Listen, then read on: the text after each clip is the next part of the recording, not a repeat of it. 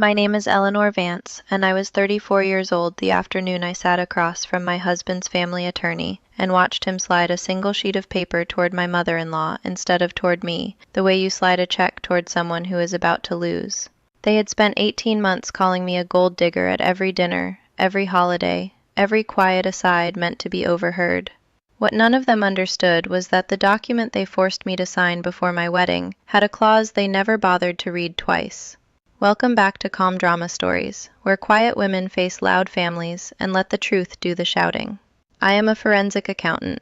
I spend my days reading contracts the way other people read weather reports, looking for the storm hidden inside language that sounds calm.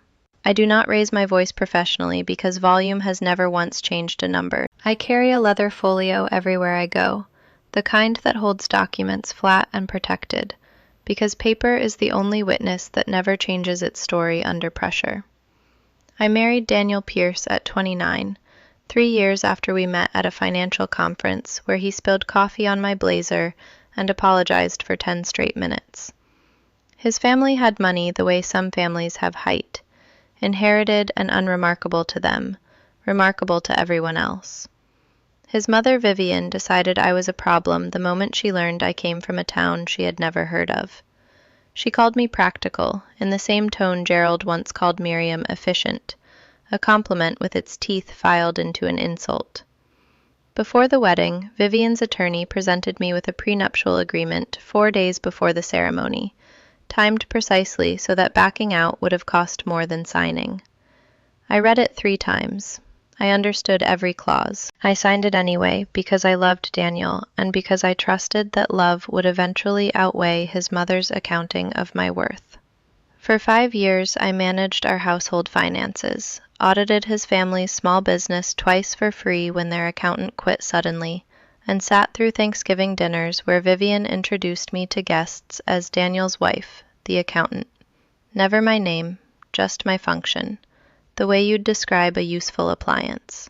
When I was 9, my own mother lost her job and sat at our kitchen table doing math on a napkin for 3 nights straight before she found a way through it. She never cried where I could see her. She told me later that some people show love by performing it loudly, and some people show it by simply not falling apart. I became the second kind. I absorbed Vivian's comments. I absorbed Daniel's silence whenever his mother spoke. I told myself patience was a kind of dignity. The crack came on a Tuesday in March, when Daniel's sister Camille announced over dinner, casual as passing the salt, that the family was restructuring the trust to protect it from anyone who might leave the marriage with more than they brought into it. And Vivian smiled at me across the table, like she had finally won something she had been waiting 5 years to win. If this has ever been your story, stay with me, drop a comment and subscribe. I did not argue at that table. I went home and opened the same prenuptial agreement I had signed 5 years earlier, the one everyone assumed I had never read closely, because grief and love make people sloppy. I read it as what it actually was, a financial instrument, not an insult. Clause 14, subsection 2, addressed appreciation of jointly managed assets during the marriage, language Vivian's attorney had drafted to protect family wealth from divorce. What none of them accounted for was that I had not simply married into this family. I had spent 5 years performing unpaid forensic and advisory work for Pierce Holdings, work that materially increased the value of assets the prenup defined as separate.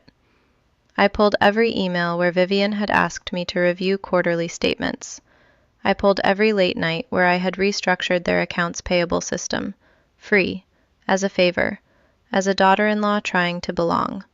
I built a timeline the way I build every case, dated, sourced, undeniable. I called my own attorney, a woman named Priya who specializes exactly in this kind of unraveling, and laid the documentation on her desk without commentary. She read it twice, looked up, and said, "This is not a small problem for them." I gave them one chance. I called Vivian directly and told her, calmly, that I had documentation showing my unpaid contributions to the family business over 5 years, and that if the trust was restructured to exclude me, I would be filing a claim for the value of that labor under the existing agreement's own appreciation clause. She laughed. She told me I should be grateful Daniel married someone like me at all. I sat at my kitchen table that night, alone, and made the decision the way I make every real decision. Quietly, with documentation, without anyone in the room to witness the moment I stopped being patient. If you have ever sat alone at a table, doing the math no one else wanted to face, subscribe, because this gets quiet, and then it gets right. Vivian's 70th birthday dinner was held at the family's lake house, the kind of event with a string quartet and a guest list curated for appearances. I was technically invited, the way furniture is technically included in a room. I arrived anyway, dressed the way I dress for depositions, quietly, correctly, carrying my leather folio. 22 people sat at that table. When Vivian stood to make her toast about family legacy and protecting what mattered, I waited until she finished, set my folio on the table, and said, without raising my voice, that I had documentation of 5 years of unpaid professional services rendered to Pierce Holdings. Services that under the very prenuptial agreement Vivian's own attorney had drafted, entitled me to compensation should the trust be restructured to exclude me. The table went silent the way a room goes silent when a toast becomes a deposition. Vivian's face did something complicated. She said this was not the place.